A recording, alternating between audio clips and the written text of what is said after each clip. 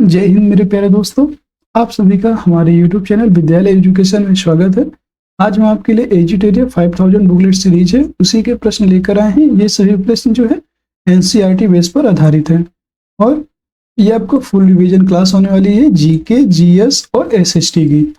इसमें आपको महत्वपूर्ण जो है हिस्ट्री, पॉलिटी और ज्योग्राफी के क्वेश्चन देखने को मिलेंगे और इसमें जो है इकोनॉमिक्स जैसे इंपॉर्टेंट क्वेश्चन भी आपको देखने को मिल रहे हैं। और ये आप इस क्लास में आपको पूरे 26 प्रैक्टिस सेट करवाए जा चुके हैं और ये आपका आज के 26वां प्रैक्टिस सेट है। इसमें आपको 25 कंप्लीट हो चुके हैं। तो ये आपके एग्जाम तक कंटिन्यू चलता रहेगा, जिससे कि आपके एग्जाम तक लगभग 5 से 6,000 क्वेश्चन आपको करवा दिए जाएंगे। ये आपको याद रखना है। तो चलिए शुरू करते हैं आज की इस वीडियो में। और अगर आपको वीडियो पसंद आए तो वीडियो को लाइक करिएगा, शेयर करिएगा, चैनल को सब्सक्राइब करना मत भूलिएगा, जिससे कि ऐसे ही आने वाली वीडियोज की नोटिफिकेशन सबसे पहले आपको मिल जाए। चलिए आपके क्वेश्चन पर, आपका पहला क्वेश्चन है, निम्न में से कौन प्राकृतिक पारिस्थितिकी तंत्र का उदाहरण है? कौन सा प्राकृतिक जो पारिस्थितिक तंत्र है उसका उदाहरण है, इसमें बताना है। ये है आपका खेत। खेत तो मानव निर्मित होता है। झील, झील जो है प्राकृतिक होती है, तो झील पारिस्थितिक तंत्र का उदाहरण है। पार्क भी मानव निर्मित होता है। बांध, बांध भी मानव के द्वारा ही बनाए जाते हैं, जिन्हें कृत्रिम बोल सकते हैं। पारिस्थितिक तंत्र के स्वपोषी घटक कौन होते हैं? पारिस्थितिक तंत्र के स्वपोषी घटक कौन से होते हैं? स्वपोषी, मृदोपजीवी, पादप, अपघटक, ये सभी क्या है? ये है आपके, अच्छा स्वपोषी, सॉरी यहाँ पे स्वपोषी की बात किया गया है ना, तो पादप, पादप जो है आपके स्वपोषी होते हैं। मृदोपजीवी होते हैं परपोषी, ये परपोषी होते हैं। इसी तरह अपघटक भी क्या होते हैं? परपोषी।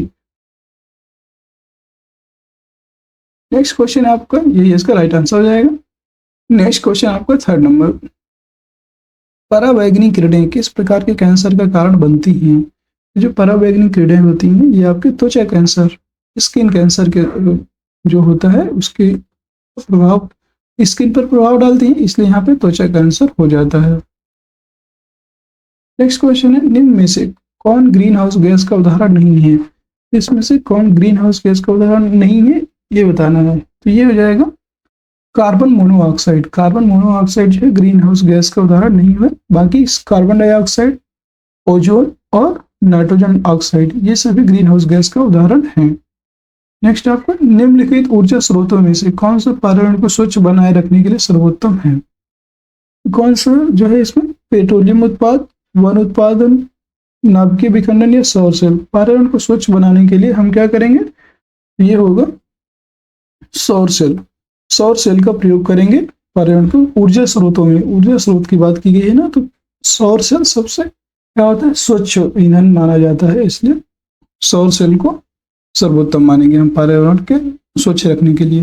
नेक्स्ट है आपका, जैव ईंधन के संबंध में निम्न में से कौन सा कथन सत्य नहीं है? जैव ईंधन, जैव ईंधन के जो संदर्भ में जैव ईंधन लागत प्रभावी होता है, इसमें कौन सा सत्य नहीं है? ये इसका राइट आंसर हो जाएगा। जैव ईंधन जो होता है लागत उसकी प्रभावी होती है, ऐसा कुछ नहीं है।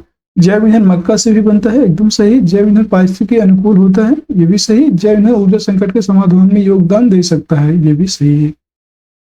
नेक्स्ट क्वेश्चन है आपका, अफ्रीका का सर्वोच्च पर्वत शिखर माउंट किलिमंजारो स्थित है। जो माउंट किलिमंजारो है ये अफ्रीका का सर्वोच्च, जो अफ्रीका है, अफ्रीका का सर्वोच्च माउंट शिखर है, सर्वोच्च चोटी है। और ये कहाँ पर स्थित है? ये आपके स्थित है तंजानिया में। नेक्स्ट क्वेश्चन, भारत के किस भाग में लौटते हुए मानसून के कारण वर्षा होती है? तो जो लौटते हुए मानसून के कारण वर्षा होती है वो है तमिलनाडु। तमिलनाडु तट पर जो है लौटते हुए मानसून के कारण वर्षा होती है। नेक्स्ट है, निम्नलिखित में से कौन हॉर्न ऑफ अफ्रीका के अंतर्गत नहीं आता? Horn of Africa, Ethiopia, Somalia, Djibouti, Bermuda. तो जो इसमें बरमूडा है ये इस हॉर्न ऑफ अफ्रीका के अंतर्गत नहीं आता है। इसमें जो है नेक्स्ट क्वेश्चन है, काजू की खेती के लिए कौन सी मिट्टी सर्वाधिक प्रयुक्त है?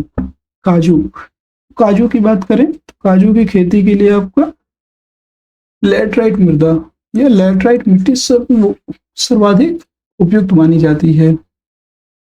नेक्स्ट क्वेश्चन है 11 नंबर। और दोस्तों आप बताइएगा कि हमारे द्वारा जो करवाए जा रहे प्रश्न हैं वो कैसे लग रहे हैं, और आप लोग चैनल को सब्सक्राइब नहीं करते हैं, ये हमने देखा है। तो आपसे विनम्र निवेदन है कि चैनल को सब्सक्राइब जरूर करें और वीडियो को लाइक भी करें और अपने फ्रेंड्स में शेयर कर दें, जिससे कि हमारे द्वारा जो प्रयास किया जा रहा है आपके लिए वो विफल ना हो। और हम चाहते हैं कि ज़्यादा से ज़्यादा हमारे द्वारा करवाई जा रही क्लास से आपको बेनिफिट मिले। और ऐसा नहीं है कि टाइम पास करना है, आपको एग्जाम तक लगातार पढ़ना है और लगातार कहीं से भी आप पढ़िए। जरूरी नहीं है कि ये आप हमारे यहाँ भी पढ़ें, बट कहीं से भी पढ़िए।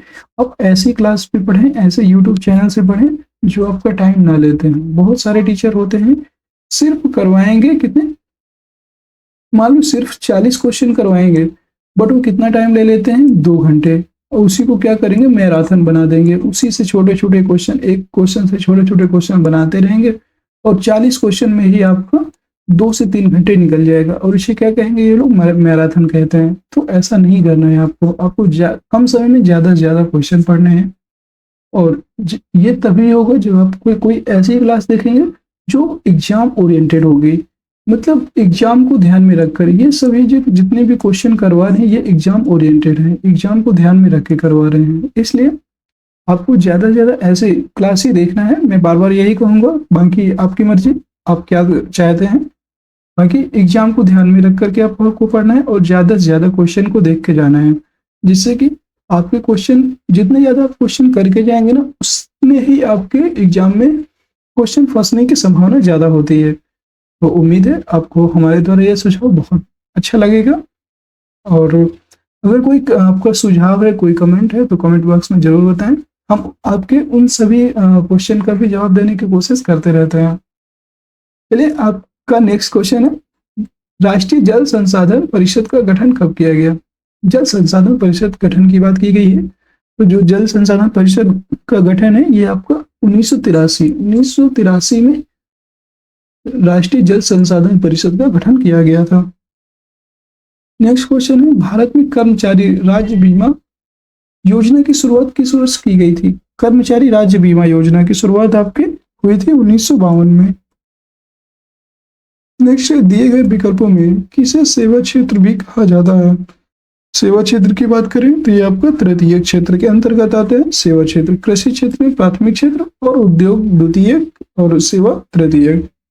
नेक्स्ट है, वास्तविक सकल घरेलू उत्पाद। वास्तविक सकल घरेलू उत्पाद को किस पर मापा जाता है। वास्तविक जो सकल घरेलू उत्पाद होता है उसको स्थिर दाम पर मापा जाता है। नेक्स्ट, निम्नलिखित में से इसने धन के निष्कासन को अनिष्टों का अनिष्ट, इविल ऑफ ऑल इविल कहा है। अनिष्टों का अनिष्ट अर्थात इविल ऑफ ऑल इविल कहा है। तो धन के निष्कासन को किसने कहा था, वो थे दादा भाई नौरोजी। और धन के निष्कासन का सिद्धांत किसने दिया था, तो धन के निष्कासन का सिद्धांत भी दादा भाई नौरोजी के द्वारा ही दिया गया था। ये इसका राइट आंसर हो जाएगा।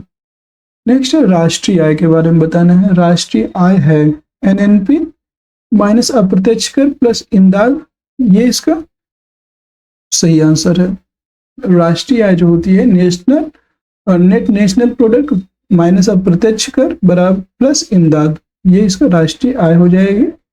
नेक्स्ट क्वेश्चन है 17, समान कार्य के लिए समान वेतन भारतीय संविधान में निम्न में से किसमें सुनिश्चित किया गया है। तो समान कार्य के लिए समान वेतन ये भारतीय संविधान में राज्य के जो नीति निदेशक तत्व हैं वहां पर लिखा गया है।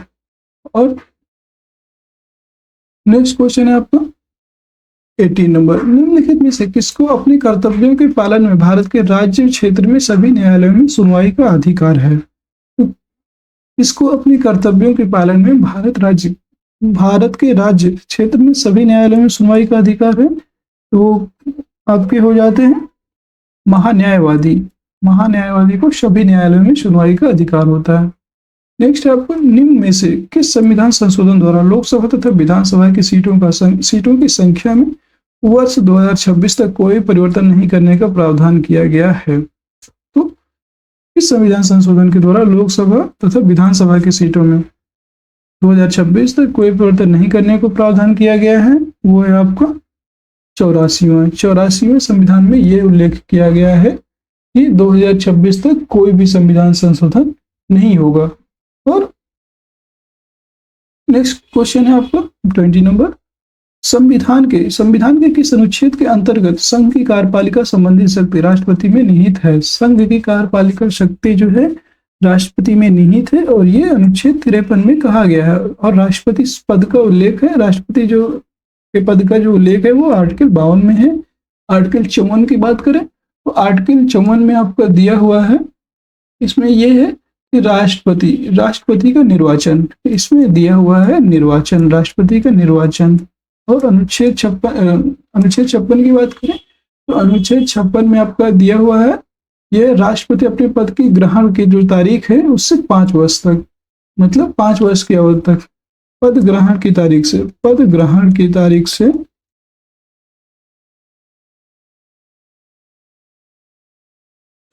5 वर्ष तक शासन करेगा, मतलब 5 वर्ष तक अपना पद पर स्थित रहेगा। नेक्स्ट क्वेश्चन है 21,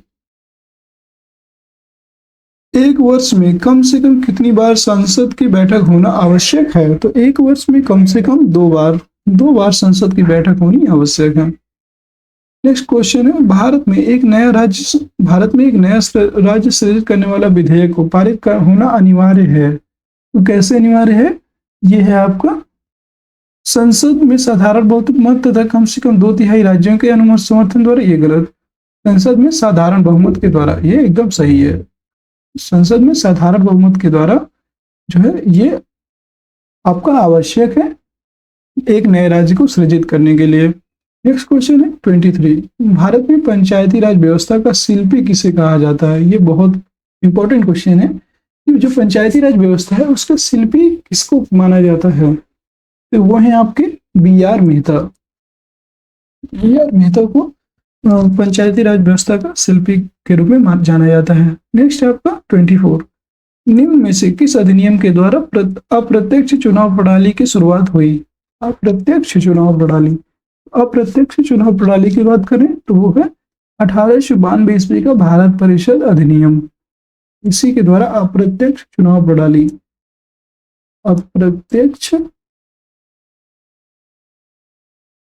प्रणाली जो है कब शुरू हुई, तो ये शुरू हुई थी आपके 1892। नेक्स्ट क्वेश्चन है, लिखित संविधान की अवधारणा किस देश की देन है। लिखित संविधान की बात करें तो यह है आपका फ्रांस के संविधान से हम क्या लिए, लिखित संविधान की अवधारणा। ब्रिटेन से संसदीय प्रणाली, अमेरिका से न्यायिक समीक्षा जुडिशियल रिव्यू, जर्मनी के वाइमार संविधान से हम लिए हैं। जर्मनी के वाइमार संविधान से लिया गया है आपका जो है आपात उपबंध। क्या लिए गए हैं, आपात उपबंध। नेक्स्ट क्वेश्चन है आपका, उड़ीसा में कोणार्क मंदिर का निर्माण किसने करवाया था। तो उड़ीसा में कोणार्क मंदिर का जो निर्माण है वो करवाए थे आपके राजराज प्रथम के द्वारा ही उड़ीसा में कोणार्क मंदिर का निर्माण करवाया गया था। सल्तनत काल में सबसे बड़ा साम्राज्य किसका था। तो सल्तनत काल की बात करें तो सल्तनत काल में सबसे बड़ा साम्राज्य था वो मोहम्मद बिन तुगलक का था। दिल्ली सल्तनत की बात की गई है तो उसमें जो है मोहम्मद बिन तुगलक, MBT, इसको MBT भी बोल सकते हैं, इसकी शासनकाल में सबसे बड़ा साम्राज्य था। सल्तनत काल में गैर मुसलमानों से लिए जाने वाला धार्मिक कर क्या कहलाता था। जो गैर मुसलमानों से लिए जाने वाला कर था उसको हम जजिया के नाम से जानते थे। जजिया नामक कर जो गैर मुस्लिमों पर लगाया जाने वाला कर था। नेक्स्ट, शाहजहां के शासनकाल में आए विदेशी यात्रियों पर विचार कीजिए। जो शाहजहां के शासनकाल में मतलब विदेशी यात्री आए थे उन पर विचार करना है। उपयुक्त यात्रियों में से कौन एक शाहजहां के काल में नहीं आया था ये बताना है। तो आपको जो है वर्नियर शाहजहां के शासनकाल में आए थे। ट्रेवेनियर और बारबोसा, ये 3 शासक ऐसे थे सॉरी यात्री थे वर्नियर, ट्रेवेनियर और बारबोसा, जो शाहजहां के शासनकाल में आए थे। इसलिए इसका राइट आंसर ये नहीं आए थे। इसका जो सॉरी यहाँ पे एक मिस्टेक है, गलत बोल गए हम। यहाँ पे क्या है, शाहजहां के शासनकाल में आए विदेशी यात्रियों पर विचार करना है। कौन कौन से शासन आए, वो विदेशी यात्री आए थे। तो जो इसके शासनकाल में आपके वर्नियर ये नहीं आए थे, वर्नियर और ट्रेवेनियर और मनुची ये इनके शासनकाल में नहीं आए थे। सिर्फ बारबोसा, बारबोसा जो है शाहजहां के शासनकाल में आया था। इसका राइट आंसर हो जाएगा केवल 4। थोड़ा इसमें मिस्टेक हो गया था। नेक्स्ट आंसर देखेंगे, निम्नलिखित किस शासक का उल्लेख राजबेटकर अर्थात हाथियों के शिकारी के रूप में किया गया है। किस शासक का उल्लेख राजबेटकर या हाथियों के शिकारी के रूप में किया गया है। वो शासक थे आपके देवराय द्वितीय। देवराय द्वितीय जो है इन्हीं को राजबेटकर के रूप में उल्लेख किया गया है इनका। नेक्स्ट है गिरनार अभिलेख, निम्न में से किस शासक से संबंधित है। तो गिरनार अभिलेख की बात करें तो जो गिरनार अभिलेख है यह है रुद्रदामन। रुद्रदामन के गिरनार अभिलेख अर्थात जूनागढ़ अभिलेख, इसको क्या कहेंगे, जूनागढ़ अभिलेख। ये इसका राइट आंसर हो जाएगा। नेक्स्ट क्वेश्चन है 32, शैव मत का सबसे पुराना संप्रदाय कौन था। शैव मत, तो शैव मत का सबसे पुराना संप्रदाय था आपका पाशुपत। शैव मत का सबसे पुराना संप्रदाय था कौन सा, वो था पाशुपत। शैव पाशुपत इसका जो है राइट आंसर हो जाएगा। नेक्स्ट क्वेश्चन, कितने वर्ष कठिन तपस्या के बाद भगवान बुद्ध को ज्ञान की प्राप्ति हुई थी। तो बुद्ध को ज्ञान की जो प्राप्ति हुई थी वो आपका 6वें वर्ष हुई थी। 6 वर्ष के पश्चात 29 वर्ष की अवस्था में इन्होंने ग्रह को त्याग दिया था। ग्रह त्याग किया था 29 वर्ष की अवस्था में। इसको हम क्या कहेंगे, महाविनिष्क्रमण। और 35 वर्ष की अवस्था में इनको ज्ञान प्राप्ति हुई थी। ज्ञान प्राप्ति। नेक्स्ट क्वेश्चन है आपको, भारत में एक क्रांति होने जा रही है और हमें जल्दी से चला जाना चाहिए, यह कथन किसका है। ये बताना है कि भारत में एक क्रांति होने जा रही है और हमें जल्दी से चला जाना चाहिए, यह है sir Stafford Cripps. Sir Stafford Cripps का ये कथन था। नेक्स्ट है महात्मा गांधी द्वारा चलाया गया प्रथम जन आंदोलन था।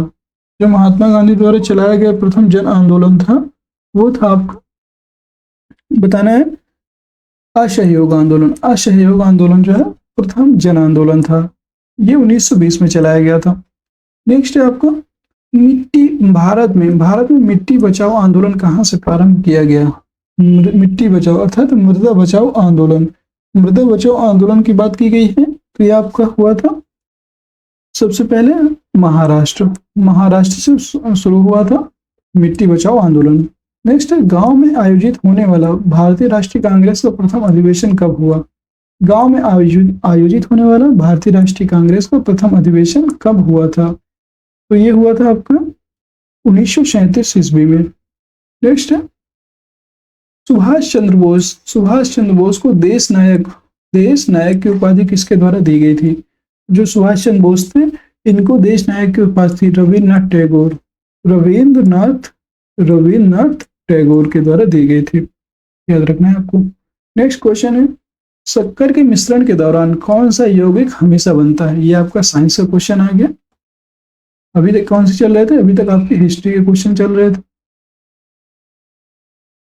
अब यहाँ पर साइंस के क्वेश्चन है कि शक्कर के मिश्रण के दौरान कौन सा यौगिक हमेशा बनता है। तो वो बनेगा आपको इथाइल अल्कोहल। नेक्स्ट है रक्त कैंसर को नियंत्रित करने में किस समस्थानिक का प्रयोग किया जाता है। रक्त कैंसर को नियंत्रित करने के लिए कोबाल्ट 60 CO60 कोबाल्ट 60 का प्रयोग किया जाता है। नेक्स्ट है निम्न में से किस प्रकार के कोयले में कार्बन की मात्रा सर्वाधिक होती है। किस प्रकार के कोयले में सर्वाधिक मात्रा होती है तो वो है आपका जो है एंथ्रेसाइट कोयला जो होता है उसमें कार्बन की मात्रा सबसे अधिक होती है। और नेक्स्ट है आपका निम्न में से कौन नाफ्टा NAFTA का सदस्य देश नहीं है। नाफ्टा के सदस्य देशों की बात करें तो उसमें आपका यूएसए शामिल है। नाफ्टा में के सदस्य देशों में यूएसए, मैक्सिको और कनाडा, ये 3 देश शामिल हैं। ये ग्रेट ब्रिटेन इसमें शामिल नहीं है। नेक्स्ट क्वेश्चन है आपका, निम्नलिखित में से कौन सा रसायन रक्त कोष अर्थात ब्लड बैंक में मिलाकर रखा जाता है? कौन सा रसायन रक्त कोष अर्थात ब्लड बैंक में मिलाकर रखा जाता है? तो वो है आपका सोडियम नाइट्रेट और डेक्स्ट्रो।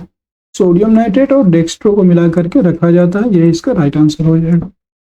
नेक्स्ट है आपका, निम्नलिखित में से आपका 44 क्वेश्चन है और देख रहे हो कि कम से कम 15 से 20 क्वेश्चन, 15 से 20 मिनट 25 मिनट में आपका पूरा 50 से 60 क्वेश्चन, अभी एडिशनल जो क्वेश्चन बता देते हैं वो मिलाकर के 50-60 क्वेश्चन आपको 20 मिनट के अंतर्गत रिवीजन हो जा रहा है। इतने क्वेश्चन आपको याद हो जा रहे हैं। अगर आप ऐसे ही एग्जाम तक करेंगे, मतलब अगर दिन में आप 4 वीडियो भी ऐसी देखते हैं तो उससे 200 से 250 क्वेश्चन आपके इजिली तैयार हो जाएंगे, ओनली लगभग 1 से 2 घंटे में। तो ये बहुत इंपॉर्टेंट है, आप ऐसी क्लास को मिस ना करें और ऐसे ही क्लास देखें जहाँ पे आपको ज्यादा क्वेश्चन देखने को मिले और एग्जाम की दृष्टि से देखने को मिले। ऐसे नहीं कि कोई सभी क्वेश्चन एकदम हल्के क्वेश्चन, ऐसा नहीं होना चाहिए। आपके क्वेश्चन जो होते हैं वो एक मतलब लेवल होना चाहिए उनका, जैसे वो एग्जाम में पूछे गए हों, या मतलब एकदम इजी क्वेश्चन भी करवा देंगे यूट्यूब में तो भी कोई फायदा नहीं है, वो एग्जाम में नहीं फंसेंगे, आपको आते रहेंगे, आपको अच्छा लगेगा, बट ऐसा नहीं है। इसलिए आपको थोड़ा अच्छे क्वेश्चन देखना है। नेक्स्ट क्वेश्चन है, निम्नलिखित में से कौन हरित गैस नहीं है? इसमें बताना है कौन सी हरित गैस नहीं है। तो हरित गैस की बात करें तो इसमें आपको जो है ऑक्सीजन, ऑक्सीजन कैसी गैस है? हरित गैस नहीं है, इसलिए इसका जो राइट आंसर हो जाएगा ऑक्सीजन। यहाँ पे CFC, कार्बन डाइऑक्साइड और सभी हरित गैस है। तो इनमें से जो कौन सी हरित गैस नहीं है, तो ये हरित गैस, इसमें ऑक्सीजन नहीं है। नेक्स्ट क्वेश्चन है, दूरदृष्टि दोष। दूरदृष्टि दोष में प्रतिबिंब कहाँ पर बनता है? तो दूरदृष्टि दोष की बात करें तो दूरदृष्टि दोष में आपको प्रतिबिंब जो है वो रेटिना के पीछे बनता है, रेटिना के पीछे बनता है दूरदृष्टि दोष में। और दूरदृष्टि दोष में आपका उत्तल लेंस का प्रयोग किया जाता है। कौन से लेंस का? तो उत्तल लेंस का प्रयोग किया जाता है। आपके लिए आज एक क्वेश्चन रहेगा, हम लास्ट में देंगे क्वेश्चन। भू स्थिर उपग्रह के संबंध में निम्न में से कौन सा कथन सत्य है? भू स्थिर उपग्रह के संबंध में, यह किसी भी ऊंचाई पर घूमता है, ऊंचाई उपग्रह के द्रव्यमान पर निर्भर करता है, यह ध्रुव के ऊपर ऊंचाई पर घूमता है, यह कि स्थायी ऊंचाई पर घूमता है। जो भू स्थिर उपग्रह होता है यह आपको यह एक स्थित ऊंचाई पर घूमता है। नेक्स्ट है, यदि कोई वस्तु वृत्तीय पथ पर एक समान गति से चलती है तो उसकी गति को एक समान वृत्तीय गति कहा जाता है, एक समान वेग। यहाँ पे क्या हो जाएगा आपका, यदि कोई वस्तु वृत्तीय पथ पर एक समान चाल से चलती है, एक समान चाल से चलती है तो उसकी गति को एक समान वृत्तीय गति कहा जाता है, यही इसका राइट आंसर हो जाएगा। नेक्स्ट है आपका 48, किसी वस्तु का समतल दर्पण द्वारा बनने वाला प्रतिबिंब कैसा होता है? समतल दर्पण द्वारा बनने वाला प्रतिबिंब, समतल दर्पण द्वारा जो बनने वाला प्रतिबिंब है वो हमेशा पार्श्व और उल्टा बनता है, पार्श्व एवं उल्टा बनेगा समतल दर्पण के द्वारा बनने वाला प्रतिबिंब। नेक्स्ट क्वेश्चन है 49, जल विद्युत का उत्पादन निम्न में से किस सिद्धांत पर कार्य करता है? तो जल विद्युत का जो उत्पादन होता है वो आपका गुरुत्वीय स्थितिज ऊर्जा पर किस सिद्धांत पर कार्य करता है? सही है। और ऊर्जा संरक्षण के सिद्धांत पर कार्य करता है, ये भी सही है। गुरुत्वीय गतिज ऊर्जा ये नहीं होगा और बर्नौली की द्रव स्थिति ये भी यहाँ पे लागू नहीं होगा। इसका जो राइट आंसर हो जाएगा गुरुत्वीय स्थितिज ऊर्जा और ऊर्जा संरक्षण का सिद्धांत, इन सभी इन पर जो है जल विद्युत उत्पादन का सिद्धांत कार्य करता है। नेक्स्ट है और आज की क्लास का लास्ट क्वेश्चन है, इलेक्ट्रोलाइटिक सेल ऊर्जा का परिवर्तन कहाँ करता है? मतलब इलेक्ट्रोलाइटिक जो सेल है ऊर्जा का परिवर्तन करता है किसमें? तो जो इलेक्ट्रोलाइटिक सेल होता है ये ऊर्जा का परिवर्तन करता है विद्युत ऊर्जा को रासायनिक ऊर्जा में, ये इसका राइट आंसर हो जाएगा। मतलब इलेक्ट्रिक एनर्जी को केमिकल एनर्जी में प्रोड्यूस करता है, ये परिवर्तन करता है। और आपका एक क्वेश्चन है आपके लिए कि आपको बताना है कि जो मुगल साम्राज्य है, मुगल साम्राज्य में दीन ए इलाही, मुगल साम्राज्य में दीन ए इलाही जो धर्म है इसकी जो शुरुआत है कब की गई थी? दीन ए इलाही धर्म की शुरुआत कब और किसके द्वारा की गई थी? शुरुआत जो है कब और किसके द्वारा की गई थी? किसके द्वारा की गई थी? आपके लिए प्रश्न है, कमेंट सेक्शन में जरूर बताएं। और वीडियो कैसा लगा ये भी आपको कमेंट में बताना है। अगर वीडियो आपको पसंद है तो वीडियो को लाइक करिए, शेयर करिए, चैनल को सब्सक्राइब जरूर करिए। और आज के लिए बस इतना ही। जय हिंद, जय भारत।